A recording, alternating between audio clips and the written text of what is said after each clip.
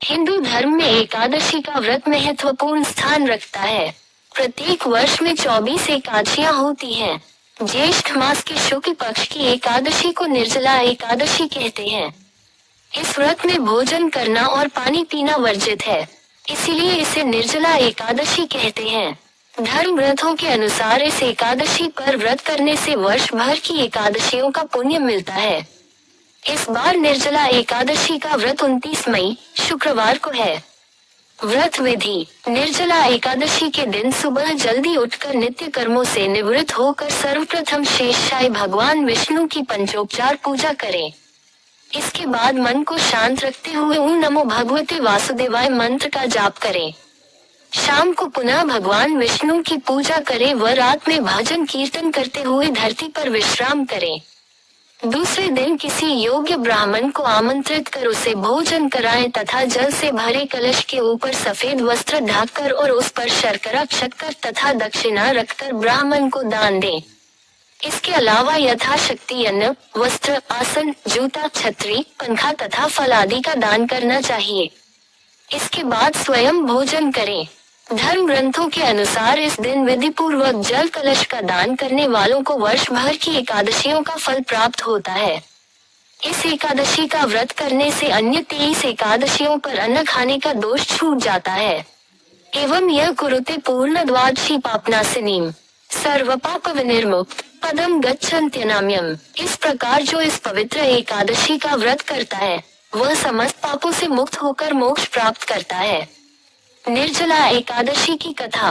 एक बार जब महर्षि वेदव्यास पांडवों को चारों पुरुषार्थ धर्म, अर्थ, काम और मोक्ष देने वाले एकादशी व्रत का संकल्प करा रहे थे, तब महाबली भीम ने उनसे कहा, पितामह, आपने प्रतिपक्ष एक दिन के उपवास की बात कही है। मैं तो एक दिन क्या, एक समय भी भोजन के बगैर नहीं रह सकता। मेरे पेट में वृक्क नाम की जो अग्नि है, उसे शांत रखने के लिए मुझे कई लोगों के बराबर और कई बार भोजन करना पड़ता है। तो क्या अपनी उस भूख के कारण मैं एकादशी जैसे पुण्य व्रत से वंचित रह जाऊंगा? तब महर्षि वेदव्यास ने भीम से कहा, कुतिनंदन भीम, ज्येष्ठ मास की शुक्ल पक्ष की निर्जला नाम की एक ही एकादशी का व्रत करो और तुम्हें वर्ष की समस्त एकादशियों का फल प्राप्त होगा। संदेह तुम इस लोक में सुख, यश और मोक्ष प्राप्त करोगे। ये सुनकर भीमसेन भी निर्जला एकादशी का विधिवत व्रत करने को सहमत हो गए और समय आने पर यह व्रत पूर्ण भी किया। इसलिए वर्ष भर की एकादशियों का पुण्य लाभ देने वाली इस श्रेष्ठ निर्जला एकादशी को पांडव एकादशी या भीमसेनी एकादशी भी कहा जाता है। जानिए निर्जला एकादशी का महत्व। 1. निर्जला एकादशी के व्रत से साल की सभी 24 एकादशियों के व्रत का फल प्राप्त होता है। 2. एकादशी व्रत से मिलने वाला पुण्य सभी तीर्थों और दानों से ज्यादा है। मात्र एक दिन बिना पानी के रहने से व्यक्ति के सभी पापों का नाश हो जाता है। 3. व्रती मृत्यु के बाद यमलोक न जाकर भगवान के पुष्पक विमान से स्वर्ग को जाता है। 4. व्रती को स्वर्ण दान का फल मिलता है। हवन यज्ञ करने पर अनगिनत फल पाता है। व्रती विष्णु धाम यानी वैकुंठ पाता है। 5. व्रती चारों पुरुषार्थ यानी धर्म, अर्थ, काम, मोक्ष को प्राप्त करता है। 6. व्रत भंग दोष। शास्त्रों के मुताबिक अगर निर्जला एकादशी करने वाला व्रती व्रत रखने पर भी भोजन में अन्न खाए तो उसे चांडाल दोष लगता है और वह मृत्यु के बाद नरक में जाता है। एकादशी व्रत धारण करने के नियम। पूर्ण उपवास अपनी इंद्रियों को नियंत्रित करने की बहुत ही उचित क्रिया है, परंतु व्रत धारण करने का मुख्य कारण कृष्ण का स्मरण ध्यान करना है। उस दिन शरीर की जरूरतों को सरल कर दिया जाता है और उस दिन कम सोकर भक्तिमयी सेवा, शास्त्र अध्ययन और जप आदि पर ध्यान केंद्रित करने की अनुशंसा की गई है। व्रत का आरंभ सूर्योदय से होता है और अगले दिन के सूर्योदय तक चलता है, इसलिए अगर कोई इस बीच अन्न ग्रहण कर लेता है तो व्रत टूट जाता है। वैदिक शिक्षाओं में सूर्योदय के पूर्व खाने की अनुशंसा नहीं की गई है, खासकर एकादशी के दिन तो बिल्कुल नहीं। एकादशी व्रत का पालन उस दिन जागने के बाद से ही मानना चाहिए। अगर व्रत गलती से टूट जाए तो उसे बाकी के दिन अथवा अगले दिन तक पूरा करना चाहिए। वे जन जो बहुत ही सख्ती से एकादशी व्रत का पालन करते हैं, उन्हें पिछली रात्रि के सूर्यास्त के बाद से कुछ भी नहीं खाना चाहिए, ताकि वे आश्वस्त हो सके कि पेट में एकादशी के दिन कुछ भी बिना पचा हुआ भोजन शेष न बचा हो। बहुत लोग वैसा कोई प्रसाद भी नहीं ग्रहण करते जिनमें अन्न डला हो।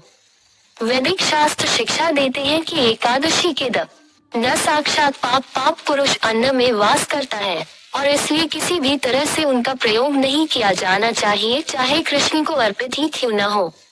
एकादशी के दिन का अन्न के प्रसाद को अगले दिन तक संग्रह करके रखना चाहिए, या फिर उन लोगों में वितरित कर देना चाहिए जो इसका नियम सख्ती से नहीं मानते, या फिर पशुओं को दे देना चाहिए। एकादशी व्रत को कैसे तोड़े? अगर व्रत निर्जल पूर्ण उपवास बिना जल ग्रहण किए किया गया है तो व्रत को अगले दिन अन्न से तोड़ना आवश्यक नहीं है। व्रत को चरणामृत, वैसा जल जिससे कृष्ण के चरणों को धोया गया हो, दूध या फल से वैष्णव पंचांग में दिए नियत समय पर तोड़ा जा सकता है। ये समय आप किस स्थान पर है उसके अनुसार बदलता रहता है। अगर पूर्ण एकादशी के स्थान पर फल, सब्जियों और मेवों के प्रयोग से एकादशी की गई है तो उसे तोड़ने के लिए अन्न ग्रहण करना अनिवार्य है। खाद्य पदार्थ जो एकादशी व्रत में खाए जा सकते हैं। श्रील प्रभुपाद ने पूर्ण एकादशी करने के लिए कभी बाध्य नहीं किया। उन्होंने सरल रूप से भोजन करके जप एवं भक्तिमय सेवा पर पूरा ध्यान केंद्रित करने को कहा। निम्नलिखित वस्तुएं और मसाले व्रत के भोजन में उपयोग किए जा सकते हैं। सभी फल ताजा एवं सूखे, सभी मेवे, बादाम आदि और उनका तेल, हर प्रकार की चीनी, कुट्टू, आलू, साबूदाना, शकरकंद, नारियल, जैतून, दूध, ताजी अदरक, काली मिर्च और सेंधा नमक। एकादशी पर वर्जित खाद्य। अगर अन्न का एक भी कण गलती से भी ग्रहण कर लिया गया हो तो एकादशी व्रत विफल हो जाता है। इसलिए उस दिन भोजन पकाते समय काफी सावधानी बरतनी चाहिए और मसालों को केवल नए पैकिंग से, जो अन्न से अनछुए हो, से ही लेना चाहिए। निम्नलिखित खाद्यों का प्रयोग एकादशी के दिन निषेध बताया गया है। सभी प्रकार के अनाज जैसे बाजरा, जौ, मैदा, चावल और उड़द दाल, आटा और उनसे बनी कोई भी वस्तु, मटर, छोला, दाल और सभी प्रकार की सेम, उनसे बनी अन्य वस्तुएं जैसे टोफू। नमक, baking soda, baking powder, custard और अन्य कई मिठाइयों का प्रयोग नहीं किया जाता क्योंकि उनमें कई बार चावल का आटा मिला होता है। तिल, तिल एकादशी अपवाद है। उस दिन तिल को भगवान को अर्पित भी किया जाता है और उसको ग्रहण भी किया जा सकता है। और मसाले जैसे कि हींग, लौंग, मेथी, सरसों, इमली, सौंफ, इलायची और जायफल। एकादशी के दिन व्रत धारण करना कृष्ण भक्तों के लिए एक महत्वपूर्ण तप है और यह आध्यात्मिक प्रगति को बढ़ाने के लिए किया जाता है। बिल्कुल निराहार व्रत करके कमजोर होकर अपनी कार्यों एवं भक्तिमय सेवाओं में अक्षम हो जाने से बेहतर है थोड़ा उन चीजों को खाकर व्रत करना जो व्रत में खाई जा सकती हैं।